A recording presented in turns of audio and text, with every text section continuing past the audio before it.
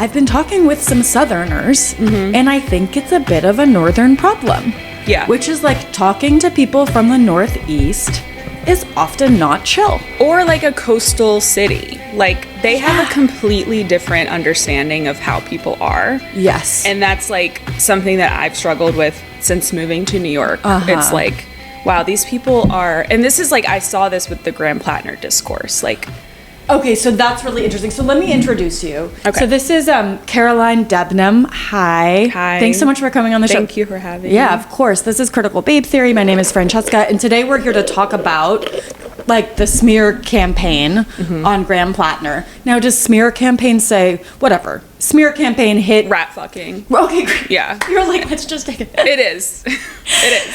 And I saw you because you were a contributor to Jacobin. You were talking about, and we'll get to this eventually, but like some of the reporters from the New York Times who were reporting on Graham Platner. But you are a labor organizer. You have a background in politics. And you said you lived in D.C. for a while? I did. Okay. Unfortunately, yeah. And that was like no bueno. Yeah. I had to leave after like 2 years. Less than 2 years. Yeah. Because it's like so humid or...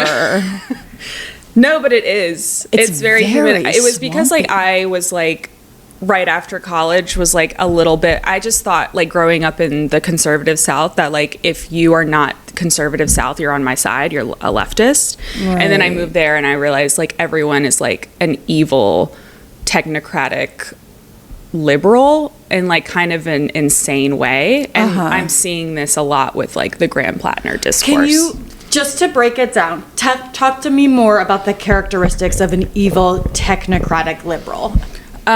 They believe in like they don't really have an idea of people's interests, and they believe that everything is about like the information that they're consuming, and that like there's all these bad ideas out there that like populism was like the big topic when I moved to DC in 2017. Like there was like panels after panels of like, what do we do about the populist threat to like liberal democracy? So like there's this idea that everything's ideas. It's like, it's not about interest. Normal people, working people can't understand what their interests are. It's like if they come across the bad idea, they're going to be swayed by that. And it's like they're just like these like crazy little things that just like get sucked up into these ideas. You know what I'm realizing, which is that I talk about populism all the time, specifically economic populism, and I literally don't even know what the word means. So let's look at DuckDuckGoes, because I can't even, it's so funny, I try not to use Google. What is DuckDuckGoes? Oh, it's DuckDuckGo is like the search engine for like paranoid schizophrenics. No, it's for people who don't want to be tracked. Oh, wow. Okay. But anyway, that's interesting. This is not an advertisement for them, because also their search results are like so cutty. It's kind of amazing. It's like a whole other side of the internet from Google. I like never even heard of this, which is shocking to me. It's tight. I mean, if you are like the kind of person who tapes cameras in your house and assumes you're being bugged and does sweeps, I'm close to that. Great. So that is me. This is the search engine for you. Okay. So great. What they say populism is a noun, a political philosophy supporting the rights and power of the people in their struggle against the privileged elite. Sounds pretty good to me. Yeah. Number 2, the movement organized around this philosophy. Blah, blah, blah. Okay. Yeah. There's a lot of definitions of populism. Okay. Yeah. I don't have like a strong position. I think it's like you kind of have to define your terms when you're talking about them. But like there was a populist party. There are literally called populist parties. But yeah, I think it's just like kind of general anti-establishment. Like. And so you're saying that when people were doing all these panels in DC in 2017 and 18, when you lived there, how they were understanding populism as simply a movement against the elites or against institutions? Yeah, sort of. I think they just thought that like the far right and the far left were, I don't know why I did this. This is my left hand. are exactly the same, and that like where we need to be is in the middle, and the populists are on the left and the right. They're flanking us. They're the threat from like the outside, and then there's like the middle, which is like where we need to be. Got it. We need to just be centrist, sensible, moderate, like old-fashioned liberals, pro-business. Yeah, I think so. I mean, that's like the subtext. Right. Yeah. That, like, you know what's so funny? Okay, so did you hear this morning Cuba is going to privatize some of their, I believe, who does she remember specific information? I do not. They're gonna privatize maybe something to do with energy. They're gonna privatize something else in a bid to, because they're being blockaded by the U.S. right now, right? They're just like, they're in economic freefall without Venezuelan oil. So they're going to privatize some things to sort of like try to appease foreign powers. And of course, the United States was like, well, it's just for show. It's not enough. And I'm like, literally, this is all you've wanted forever. Yeah. So like, can't you just like meet them in the freaking middle? But it's funny because I was thinking about, like, I have all these friends who are like diehard, would they call themselves communists? Maybe. And like, that's not quite my lane. Maybe because I'm like a frivolous woman who likes some consumer products. I don't really know. But then I was like, man, the United States really just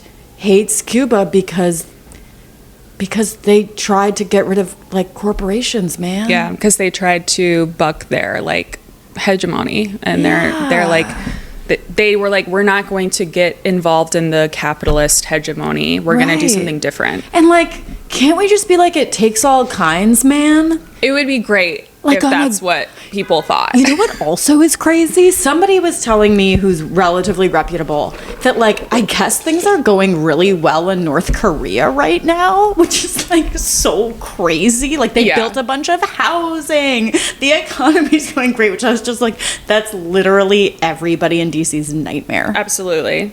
I don't know how well North Koreans are doing, but I do believe that it is not nearly as bad as Americans would have you believe. Look, I don't know. I don't know. But this news that, I don't want to live there.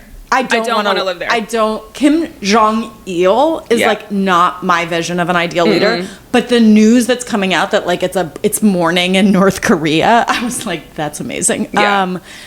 But I just feel like, okay, it takes all kinds. So you saw in DC anti-populism, and this was back in 2017. But this was like the first wave of Trump. Like, Trump got elected, and everyone was freaking out. Like, what do we do? Why did this happen? Yeah, and it was like, these people have never talked to a regular person in their life, so it's got to be this like nebulous populist thing. Because like, I worked in like international like foreign policy stuff, so it wasn't just about Trump. It was about like all of those like anti-establishment kind of, mostly right-wing populists, if you want to call them that, coming out of nowhere. Right. Yeah. Was Viktor Orban considered in that, or was that he was a little bit? Yeah, but it was. I think people were really focused on like who was in kind of like the American orbit of like Latin American people. Got it. Okay. Bolsonaro, those types. Oh, right. Yeah. I feel like Trump got elected because he's entertaining. I think that's like, when I talk, I don't know exactly. Like, there's the facts, there's like the empirical polling, and then there's like my anecdotal experience talking to my conservative family. And like, it's not really that he's entertaining. Some of them actually hate that about him. Really? But they believe that he is something different. And like, that's what's important to them. And that is like not something I can fault people for. Totally. Yeah. Totally. And like, what I feel like I'm constantly harping on about is that so many people I talk to on the left are like, if somebody ever voted for Trump, they're a fascist. Like that. They have a bad idea in their head. They have a bad idea that we need to exercise. Or I would go even further. Most people are like, we should just outcast them completely. They're a lost cause. They're a lost cause. Yeah, they're infected. Yeah, like the South, they're a lost cause. Yes. We're just going to push them to the... Which I'm like, if you believe in electoral politics, that doesn't function. It doesn't What function. are you going to do with half the electorate? How are you going to bring people into your... how are you going to get votes? Yeah, it's just shrinking the democratic polity even more. Yes. Well, I'm so. You know what? This is what I was talking about at the very top, which was I was speaking with this friend of mine who's from the South about how like, I think it's just. And look, I'm from California, so I stand accused, of like, what's the stereotype? Superficial friendliness, backed up by like totally vapid, inconsistent individuals. Do you know what I mean? Like, isn't that the stereotype of Californians?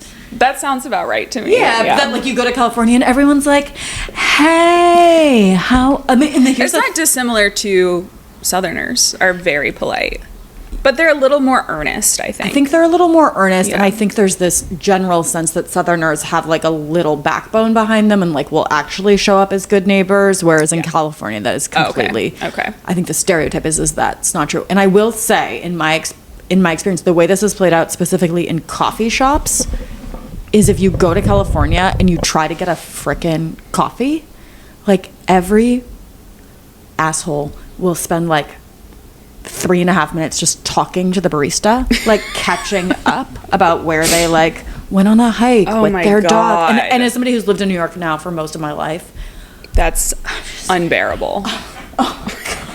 Oh my God. That's crazy. Dying. Yeah. So there are some major personality problems with Californians.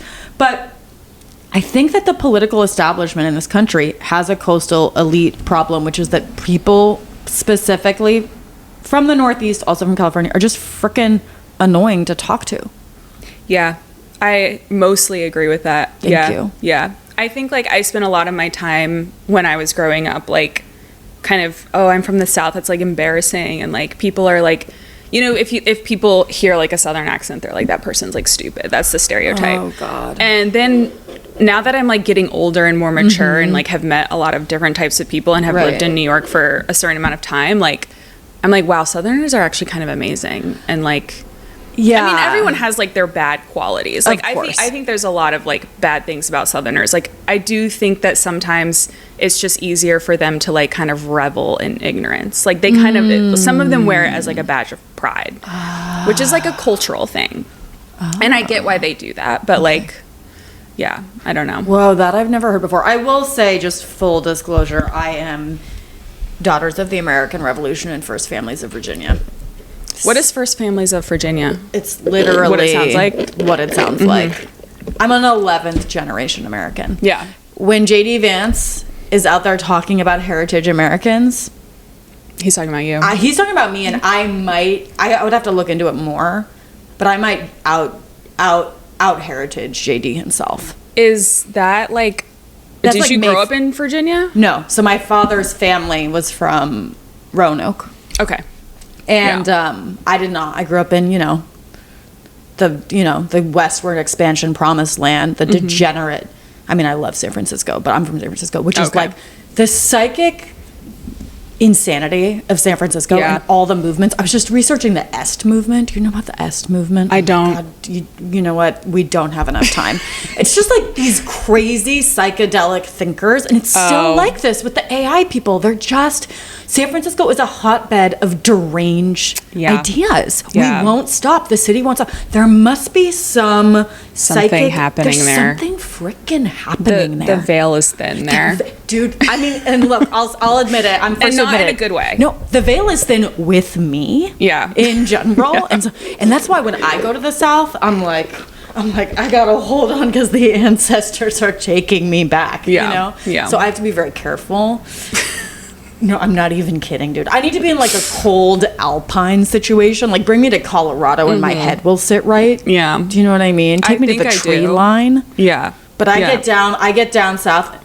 I think about, have you ever heard the live, maybe I'll use this as the song for this episode. Have you ever listened to the live record of Elvis's where he sings Poke Salad Annie? No. Oh my God, I'm gonna play this song for you later. It's anyway, it's a true Southern anthem. But anytime I like cross the Mason-Dixon line, I like go into this psychic space. This is all getting us away from our topic, which is Graham Platner. So, which honestly, great segue. Graham Platner. No, there is totally a connection here, I think. So, okay, so the reason I reached out to you is because I saw that you had sort of like done some sleuthing, or you had some hunches. Is that how you would say it? Totally, yeah. So tell us, what were these hunches you had? I mean, it was really like the video itself isn't like just me. I didn't like write that script and like whatever, but like when this article came out, the most recent one about like the bad boyfriend, like the ex-girlfriends, I was like, this woman, Lindsay Fiefeld or whatever, however you say her name, this is not a credible source. Yeah, which I want to be clear, the New York Times itself says... Not a credible source. There's multiple times in the article, they say, we could not corroborate this with third parties. Yeah. Multiple times. So I kind of wanted to be like, if you can't corroborate this, why are you writing about it? Why are you... And also, like, this is like, I'm going to get myself into trouble, but like the things that needed to be corroborated are like... Are they really things that we need to write a New York Times expose about? Like, oh, let's go. Because you know what? This is when somebody tells me vaguely. Now, how can I say this in a way that's not going to get me crucified? When someone tells me, it's going to happen anyway. Okay, that they're in a toxic or abusive relationship without identifying what the actions that they're correlating to abuse are, I get a little skeptical. Yeah. Now, I think that this is like, there's the word toxic and abusive is now tossed around so much. It's, that everything is kind of become meaningless. Now, there is a difference between vaguely calling something abusive and saying, I am a victim of domestic violence. Totally. Right? Like, these are distinct things. But in my experience, when people talk about having, like, this toxic, abusive boyfriend, they don't mean that he hit them. No, and they also don't mean that he was, like, emotionally abusive. They kind of mean, like, and this is in my experience. I have obviously, like, I'm a woman. I've seen a lot of women who are literally in abusive relationships. Like, of course, that just goes without saying. And I'm not going to, but I do think that we have to recognize people are people and they get into dynamics that are toxic. And that doesn't mean that it's one person's fault exactly always. Yes. It can be, but like very rarely is that true. I don't know. I mean... I'm going to stop talking for a second. Yeah, take it and think. I'll run with it because I'm you should run with it. So this actually comes up a lot. Oh, I feel like this is truly. So this is a whole topic in and of itself. So I think we're going to touch and we're going to move because this would involve a much bigger conversation. But to me, what I have seen is that accusations like toxic and abusive are meant to denigrate the other person without ever identifying what the specific behavior is. And what I want to say about this chick who's a Republican operative, literally a professional on the record as one, and Republican operative. Yes. Today. Yes. Today, yesterday, 10 years ago. Like, I kind of want to be like, what's her name? Haley? Lindsay. I want to be like, Lindsay, you could have just like not kept dating him. Yeah. Something was going on with her. And like, that's okay. And look, we've been there. We've all been there. Question. Maybe. Is Graham Platner, he's talked a lot about his struggles with alcohol, but is he sober now? I think so. Has he explicitly said that? I actually don't know. I don't know. I didn't even think about that. I haven't heard him anywhere explicitly say that, but I will say, so I'm sober a long time, and I guess that makes me more sympathetic to people who like, was I toxic and like a frickin' nightmare to be in a relationship when I was drinking? 100%. I was a nightmare when I was in my 20s to be in a relationship with, and I wasn't even an alcoholic. So like, I mean, really, like, I didn't go to war. I was not a combat veteran. Right. Like, what's my excuse? Like, yeah, I think people who are young and people who are older, but often people in their 20s are nightmares. Are deranged to be in relationships. Totally. Yeah, I found that reporting, and here's my question, and I wish if you have an inside, if you know about what's going on in the Times, I have some inside tips on the Times, but more in the opinion section, but I don't have them in the newsroom. Did they change their journalistic standards for this article? Because I can't imagine they're out there all the time printing stories where they say the most major accusations, such as she does accuse him of domestic violence, but has no corroboration of it. And what's interesting is she has her friends corroborating that she did date him, but nobody corroborating that he hit her, like she says, although or like grabbed her arm. She said he never hit. He never hit. He grabbed her arm and her shoulders. Like, and it hurt. Twisted her arm. And it hurt. Yeah. And there's no corroboration of that. Do they normally print? I would be shocked if they normally would print articles with uncorroborated information like that are so inflammatory. I don't know. Yeah. Like, I'm going to say on a hunch. Yeah. I do know some people at the times, and I honestly should have asked them this, but like they weren't like forthcoming about some stuff. Obviously. And also like some of them just don't know. Like they're like low down in the, whatever. But like I wouldn't be remotely surprised because like the author, like we haven't talked about the author of the piece, but she is a psychopath, like an AIPAC psychopath. And like she won what did she won like Best Young Journalist Award from AIPAC or something? Activist of the Year. Yeah. I mean, so she was like the president of her school Students for Israel Club, which like I have experience with Students for Israel Club when I was in college. And they are, and I mean this in the truest sense of the word, literal psychopaths. Like they would send people, because I was like, I started like a YDSA chapter at my school. What's YDSA? Young Democratic. So it's like the student version of like DSA. Okay. Because I was like, a little idealistic, kind of whatever. And I also was like this is so embarrassing. I was the president or secretary or something of my school's like model UN club. So like that's not embarrassing. It's embarrassing, I think but like that's cool. And I was also like very vocally pro-Palestine and like very skeptical. And I was like one of the only people in my school who was, other than the Palestinian students, because we had like for some reason we had a lot of Palestinian students at my college, but they would send Students for Israel would send like undercover freaks to my clubs to like sit in the back of the room and then come up to us at the end of a meeting and say, we just want you to know that we're watching you and we're listening to everything that you say. And like, if you step out of line or if you say something bad about Israel, we will tell on you. And I was like, what the fuck are you talking about? I'm a college student. Like, it was that level of like, and it's like, okay, it's so silly. These are college students. Like, what the fuck are they going to do? But these are actually like where these scary organizations cultivate their grounds of like operatives from. This is where they pick them from. And also, the Canary Project, which was doxing people at Columbia and actually hired a truck. I believe they hired insane. They spend so much money on college campuses. But they literally, for those who don't know, they hired a truck which then put in huge letters and drove around the Columbia neighborhood with different Palestinian activists, I believe, names, phone numbers, and addresses. Yeah.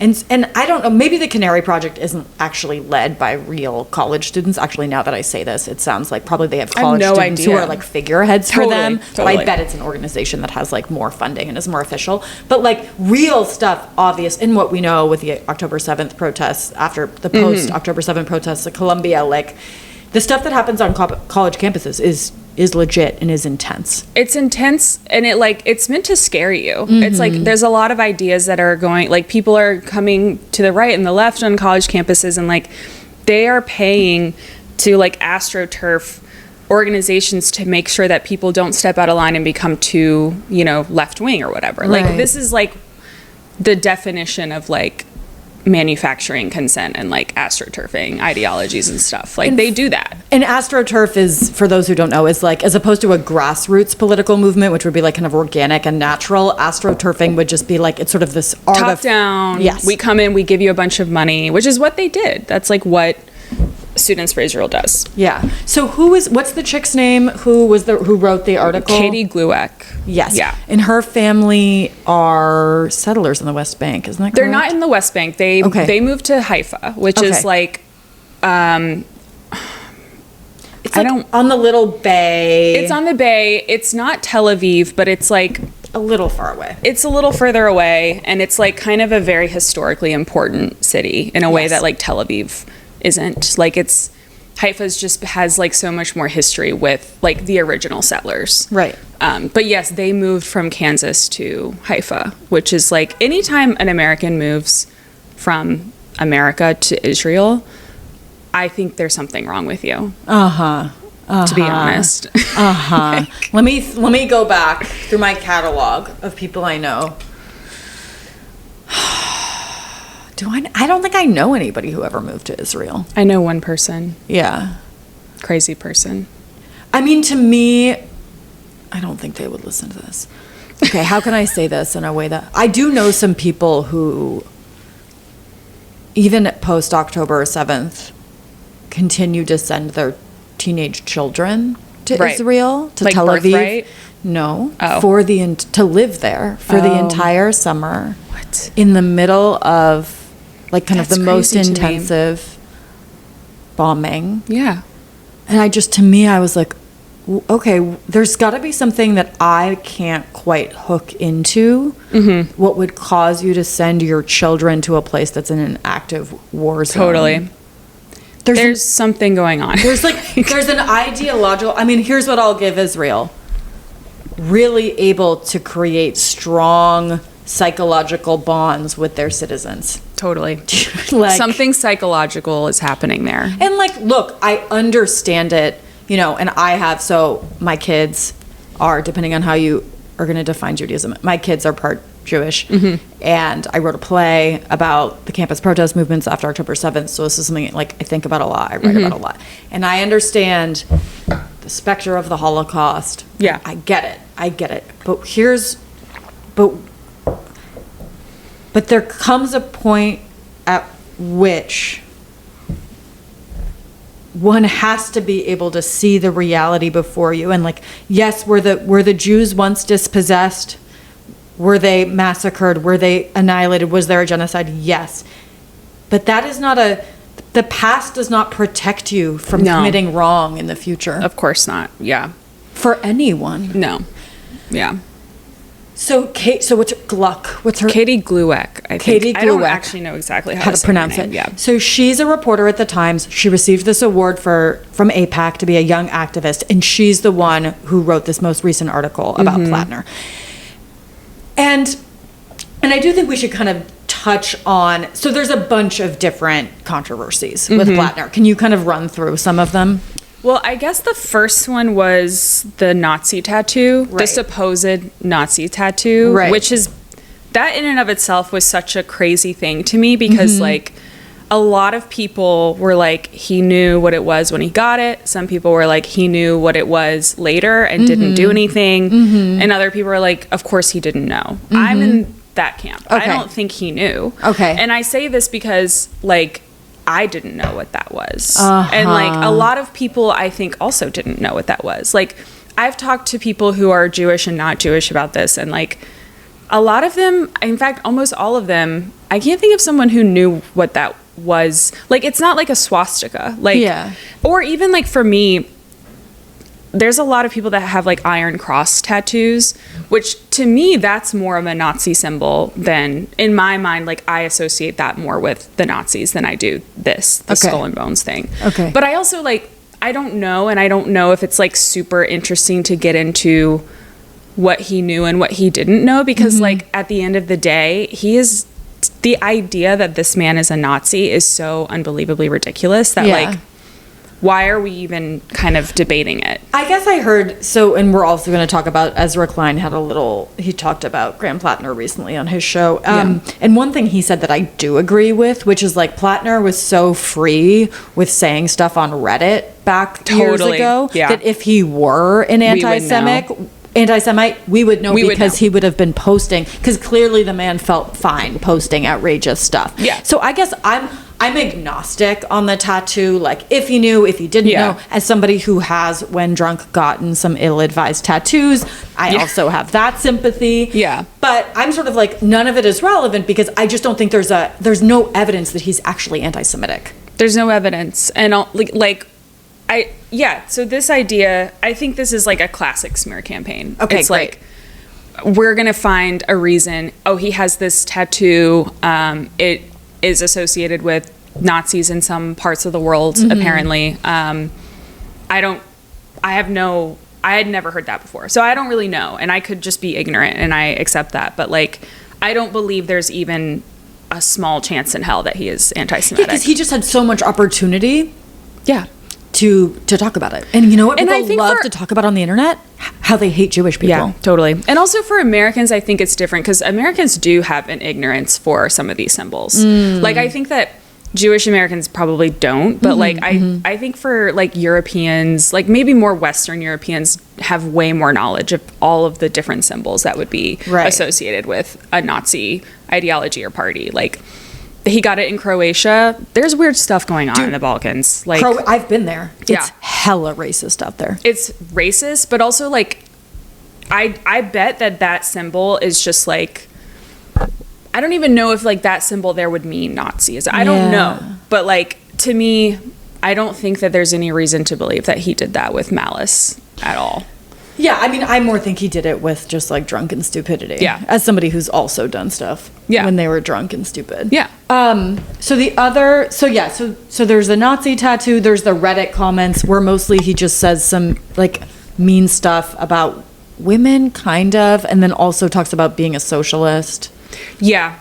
He said like, I'm like a gun-toting socialist or communist or something. Or like, I am a psychedelic taking like socialist communist these days. And he said some things about like owning guns, and some people had a problem with that, but like I don't really have a problem with that because gun culture is like something I think I not sympathize, but understand more. Yeah. And then he also said that he said some off-color things about like Black people tipping and like women like fucking women and stuff. I get that stuff is off color, but I don't think it's like incriminating in the way that they want us to believe it is. Honestly, the most fun thing, which this might also have been unsubstantiated from the Republican operative, Pfeiffer or whatever. Pfeiffer?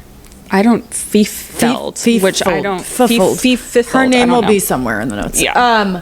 She was like, he told me that if someone came and broke into his house, that he would rape them. Like, I think by which he meant like a man, that he would like anally rape him to dominate. Not in a sexual way. And that I was kind of like, I was like, Graham, tell me more. That's a really interesting left turn. What does that even mean? What does that mean? And like, I don't know. I found that whole thing kind of funny. Like, what are you talking about? Like, people say crazy things to each other all the time. Especially when they're drunk. Yeah. Especially in like, when they're in a relationship. And like, I don't know, the way that she was trying to describe it, like, oh, he like sharpens his axe. And it's like, okay. If you have an axe, you've got to sharpen it. Is he like sharpening it and saying like, I'm going to hack you to death with this? Like, no, he wasn't. He was sharpening his axe. And like she's trying to cast these as like very threatening things. Right. But also let's just to get back to her. This is a woman who expects us to believe women and to believe that she has women's best interests at heart when she is a conservative operative who worked for and probably does still work for an organization that orchestrated how Susan Collins can come out in favor of a man who was accused of actual rape to be on the Supreme Court. Wow. So like the Independent Women's Forum is a well-known in campaign circles organization that is like, how are we going to be anti-abortion and pro like all these rapists that we have running around in the Republican Party while still making it look like we care about women. Yeah. So they just like recruit conservative women to like give cover to that. And so we are supposed to think that this woman cares about women. And it's like I don't know how much of a role she played in this, but like she works for an organization that's like, we need to make sure that Brett Kavanaugh gets approved. And it's like, or confirmed. And it's like, he literally, I do believe he raped women. 100%. Yeah. And I was like, that hearing was sort of amazing. That's a great way to get out of anything. You get like really emotional and bombastic. And then, because men don't usually do that, but it's like a winning strategy. Yeah. And then nobody could really, he was like having a little fit tantrum. Yeah. And then everybody kind of was just like, oh, okay, he's getting emotional. And they backed off. Yeah. Yeah, it's amazing. And I looked at her Twitter, just because I wanted to see the kinds of crazy things she was saying. And it was like, if you didn't know any better, she just sounded like a hysterical woke feminist. But she said something like, even Republican men are giving me a hard time for this. And it's like, what do you mean even Republican men are saying misogynistic things to you? Like, That's what they always do. It's not like you're saying even liberal feminist men are being misogynistic. This like, how stupid do you think we are that like we're supposed to believe that you give a shit about women? Yeah. It's an insult to our intelligence that we are supposed to believe that this woman cares about women. Yeah. And that she has no ulterior motives. Yeah. And the idea that women can't have ulterior motives in the first place. Oh, like, they can. Of course they can. Like, I have ulterior motives. I try not to, but it happens. you can't help it. But like, we have this idea, like, believe women because you have to. And it's like, why? Like, women are people. Like, people lie. Yeah, believe some people in the appropriate context would maybe be a good replacement for that. Yeah. And then we're going to get to the sexting. The sexting. Oh my God. I could not find an actual sext. I don't think they have released. I don't think that anyone has them or has released them. But hold up. If someone had a sext from Graham Platner, why the frick isn't Why aren't they coming forward? Why aren't they coming forward? That's literal. I'm sure like the Post would pay you dollars for that. Oh yeah. Do you know Big what time. I mean? So then I'm like, wait a second. I don't understand. I believe that he probably did sex women because this is something that his wife told his former campaign manager. The little guy from New York? No. Okay. That guy is good. Yeah. That guy's going to heaven. This woman is not. Her name is Genevieve McDonald. And you are I don't know what the right word is. Turncoat rat fucker. And you are exposed, and like we need to do something about people like that. We see you. So so tell me I don't know. Genevieve McDonald was his first campaign manager, and she comes from like kind of the main Democratic Party. I think she was a state representative. She was his first campaign manager, and when they were conducting like internal oppo research into his campaign, his wife came forward to her and said, "Here's something that people might find out. When we were first married, he like was sexting with multiple women," which is like, this is like standard stuff that like a campaign is going to do. They're going to do internal oppo research. But when Genevieve McDonald, she resigned the campaign after the Reddit comments came out. Mm-hmm. And ever since then, she has just been steadily leaking stuff to the press and to the Democratic Party about how can we get him. So someone got to her. There's no other way to read this. Or these hoes ain't loyal. These hoes ain't loyal. And that to me is like one of the most egregious things that you can do in politics is not be fucking loyal. Bro. Like not that like you should be loyal through like Epstein type shit, but like you should be loyal. Yeah, I mean, so do you think she was never a true believer, or is it even more dangerous than that? Was she a true believer who then... I don't think she was a true believer. Oh, interesting. I don't just think got she on was. that bandwagon, and then why not get off and just betray? Yeah, I don't really know. I mean, this is like really interesting because I think that like as a leftist, someone who is like very invested in left-wing politics, like I think we need to know what's going on. I think we need to know how these things happen and like figure out what happened there, because this is like gonna continue to be a threat. Like, and I know this is like speaking in very broad strokes, and I guess the first Trump presidency was super leaky, but like the Republicans are able to marshal a level of like keeping the party in order that I think that whatever, I don't know if it has to be the Democratic Party or hopefully some other party that emerges that's actually left-wing.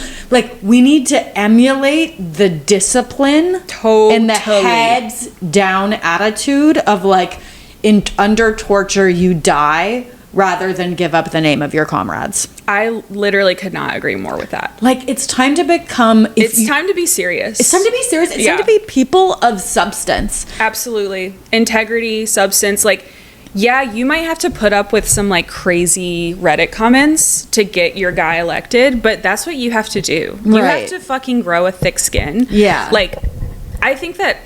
Yeah, I don't know exactly where this, like, comes from in the Democrat or like on the left. I also don't really care about the whole party thing, but we, for better or worse, we do have an insurgent wing of the Democratic Party right now, and they're the ones who like recruited Platner, and I think they're very serious people, and I think that they handled these like scandals in like kind of a perfect way. Like they were like, we're not, because I think a weaker Democrat would have just bowed out like before. Once they started putting the screws to him, I think they would have like, you have to leave. You have to get out of this campaign. Because guess what? Voters don't care. Obviously not. They don't fucking care. Nobody I've talked to cares. And you know who I mostly talk to? Men. Yeah. And who does the Democratic Party need to win back? Men. And men do not care. They don't care.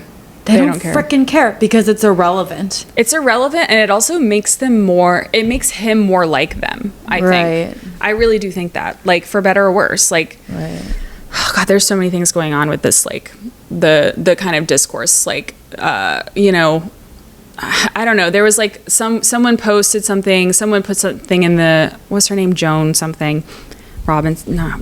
Joan something in The Nation was like, why do we have to accept that white men are going to be like this? Okay, and this is a great place to put a button and discuss into the second half, because I think that makes so much sense. So if you want to listen to the second half of this, please go to patreon.com/criticalbabetheory. I've been talking with Caroline Debnam, who is a labor organizer, and I'm just going to say somebody who's got their head on their shoulders. You know, that's an official recommendation.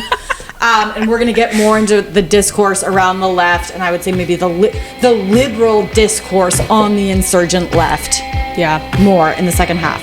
So we will be right back. Thank you.